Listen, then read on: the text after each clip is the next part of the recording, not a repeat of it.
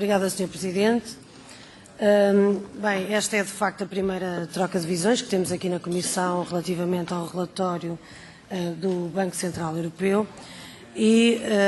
penso que não quero mais referir, que temos noção que com a crise económica o Banco Central Europeu tornou-se um ator cada vez mais presente, quer nos reajustamentos institucionais, quer nos diferentes instrumentos que foram sendo desenvolvidos como resposta à crise em que vivemos, sobretudo os instrumentos definidos, obviamente, no quadro da União Europeia. O relatório do BCE em 2011, penso que é desde logo o reflexo, ele é propriamente um reflexo das mudanças que nós assistimos na política da União Europeia em relação à resposta à crise,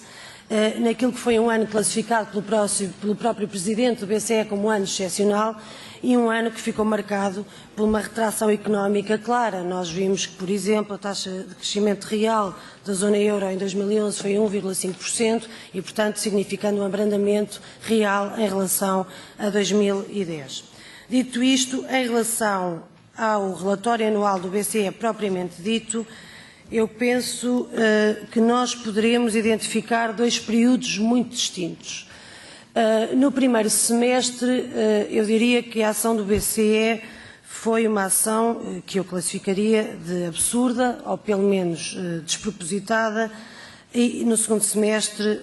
já é uma ação diferente, e eu diria que talvez no sentido de tentar emendar a mão em relação aos erros do primeiro semestre.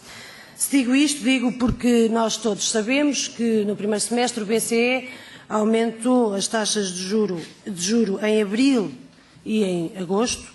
e esse aumento foi refletido num total de 50 pontos base e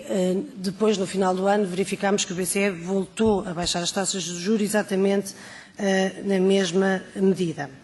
Portanto, o que aconteceu foi que no primeiro semestre, e apesar de ser certo que a taxa de inflação média da zona euro foi superior em 2012 em relação àquela que se verificou em 2010, foi 2,7% em comparação com 1,6% do ano anterior, mas o que se verificou foi uma resposta do BCE,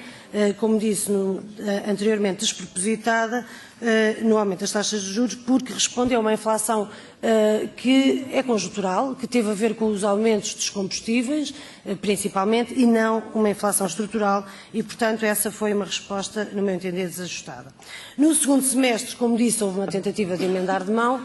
e, sobretudo, no final do ano, houve um abaixamento das taxas de juros. No entanto, há um problema também com a política expansionista do BCE no segundo semestre. É que, se nós repararmos bem em relação ao relatório anual, essa política expansionista não teve efeitos sobre o aumento do crédito nem às empresas nem às famílias e, no meu entender, a razão para isso é muito simples, é porque ela foi implementada num contexto, que é o contexto que vivemos atualmente, de políticas de austeridade e de contenção salarial. E, também por isso, por causa dessa ineficácia das políticas expansionistas do segundo semestre, eu penso que nós devemos ter atenção, quando falamos deste relatório, dois debates fundamentais. O primeiro debate é sobre o próprio mandato do BCE e saber, penso eu que é relevante debatermos sobre isto, saber se é sensato que o mandato do BCE esteja amarrado a um objetivo de inflação, independentemente das consequências que esse objetivo pode ter para o crescimento ou para o emprego. Por exemplo, quero dar apenas um exemplo, eu entendo que uma das necessidades fundamentais para uma resposta à estagnação e para a integridade da zona euro seria os aumentos dos salários nas economias do centro da zona euro. Até porque esse aumento permitiria fazer duas coisas. Em primeiro lugar, permitir estimular a procura agregada no conjunto da zona euro e, em segundo lugar, contribuir para reduzir os desequilíbrios externos entre o centro e a periferia, que nós vimos que são cada vez mais reforçados e visíveis no contexto da crise que vivemos. Isto era em relação ao primeiro debate. O segundo debate que penso que devemos enfrentar tem a ver com o que o BCE faz para além do seu mandato. Isto também está muito relacionado, obviamente, com as políticas de austeridade que vivemos atualmente. Eu penso que é bem presente para todos os membros desta Comissão, como é para mim, o papel que o BCE tem tido na recomendação e até mesmo imposição de medidas aos Estados-membros, seja nos planos da política orçamental, seja relativa a medidas associadas ao mercado de trabalho, seja recomendações em matéria de serviços públicos, seja em matéria de fiscalidade, privatizações, etc. Tem havido um conjunto de recomendações e de imposições aos Estados-membros no contexto em que eu penso que o que seria necessário eram políticas públicas de promoção de crescimento e não estas que foram avançadas. Para terminar, ainda penso que é preciso abarcar mais alguns pontos sobre o próprio funcionamento do BCE. E aqui há duas questões que gostaria de destacar, não vou ser exaustiva. A primeira tem a ver com a ausência de mulheres no Conselho de Administração do BCE.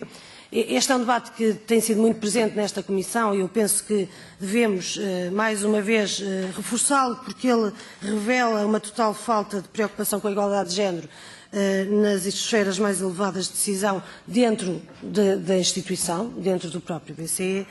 E a segunda questão associada ao funcionamento do BCE propriamente dito tem a ver com o papel cada vez mais central do BCE e, tendo esse papel cada vez mais central, nós temos que ter em consideração as sucessivas tentativas que têm existido para marginalizar ainda mais o papel do Parlamento Europeu nos processos de decisão em que o BCE está envolvido e, no meu entender, que configuram um recuo no já muito reduzido controle democrático a que o BCE está sujeito na sua intervenção. Gostaria de deixar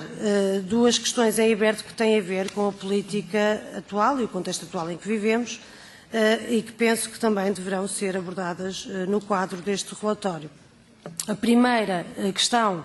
que gostaria de deixar à consideração dos colegas é se podemos continuar sem que o BCE emita sinais claros para os mercados no sentido de um compromisso inequívoco e consistente com uma política monetária expansionista e não apenas fragmentada, como referi anteriormente. E a segunda questão tem a ver com o facto se poderemos continuar com o BCE com um mandato centrado na estabilidade dos preços, se é isso mesmo que precisamos neste exato momento. É óbvio que, ao levantar estas questões, as levanto porque tenho muitas dúvidas sobre este rumo, mas esta é apenas uma primeira apresentação de algumas das questões relativas ao BCE. É óbvio que estou disponível para ouvir os comentários dos colegas sobre estas questões e sobre outras que não foram mencionadas, para poder, obviamente, integrar no debate. Muito obrigada.